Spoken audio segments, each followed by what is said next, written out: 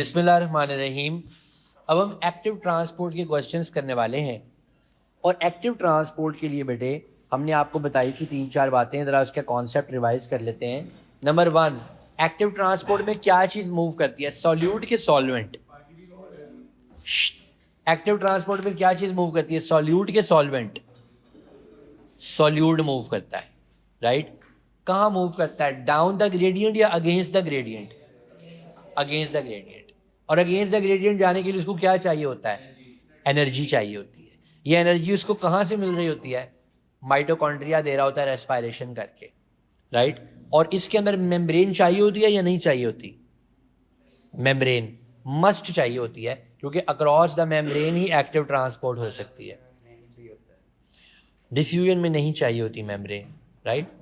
अच्छा, active transport के अंदर हमने 2 बड़ी एग्जांपल्स पढ़ी थी, एक विलस की और दूसरा रूट हेयर सेल की। तो आइए अब हम एक्टिव ट्रांसपोर्ट के क्वेश्चंस देखते हैं।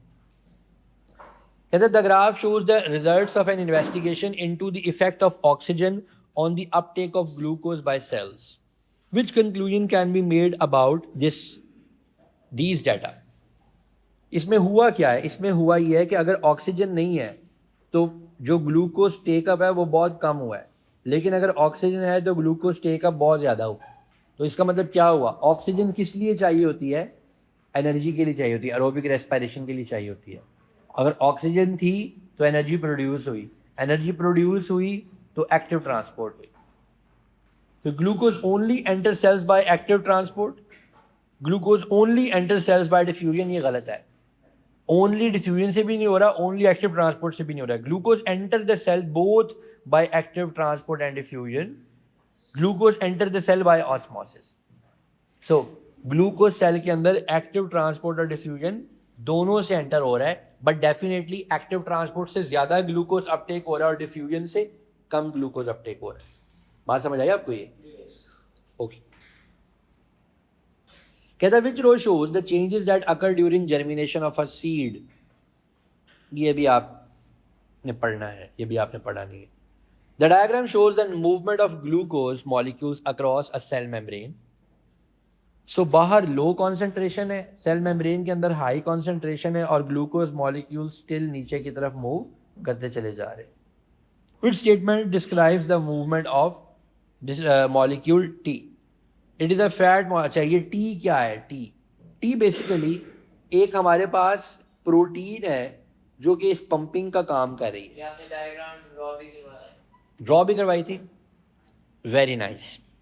तो बताइए पहले पे क्या कह रहा है? It is a fat molecule, it is a fat तो ये है नहीं। It is a protein molecule use to transport glucose down the gradient या against the gradient? Against the gradient. So D answer होगा। Some examples of substances moving across the membrane are listed. Glucose molecules into the epithelium that lines the small intestine. Active transport है कि diffusion है?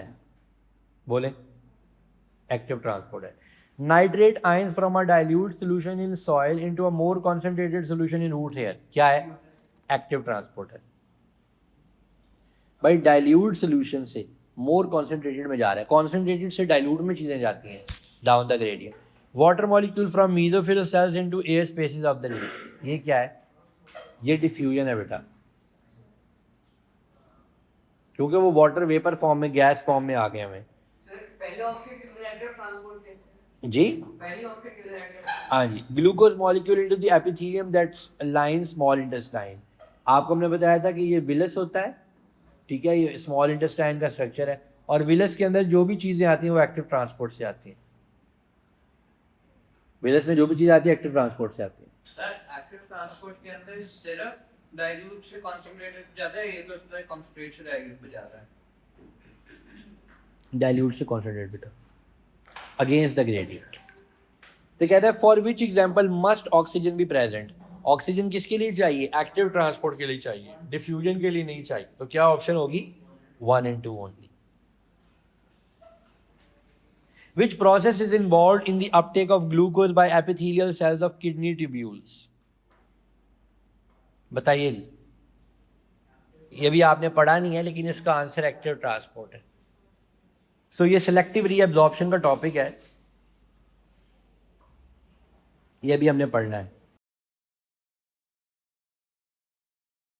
Which road describes active transport? Particle moves from the region of through the cell membrane. हाँ जी, region of कहाँ से कहाँ move करते हैं? Lower concentration to higher concentration. Energy चाहिए? Yes. So D is the answer. A student made following statements about the movement of ions by active transport. It is the net movement of particle from low to high. बात ठीक है कि नहीं? Yes. It is the net movement of particle from high to low. गलत. It requires the use of energy. Yes. It only take place in the living cells. Yes. तो statement कौन कौन सी ठीक है? क्योंकि लिविंग सेल में energy होगी तो एक्टिव ट्रांसपोर्ट होगी. Why does a root hair cell contains a large number of mitochondria?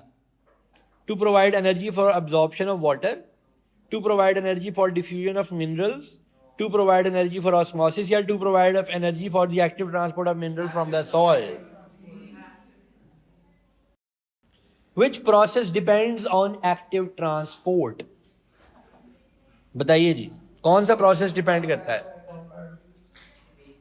Absorption of carbon dioxide by plant cells, reabsorption of glucose, removal of carbon dioxide या uptake of water?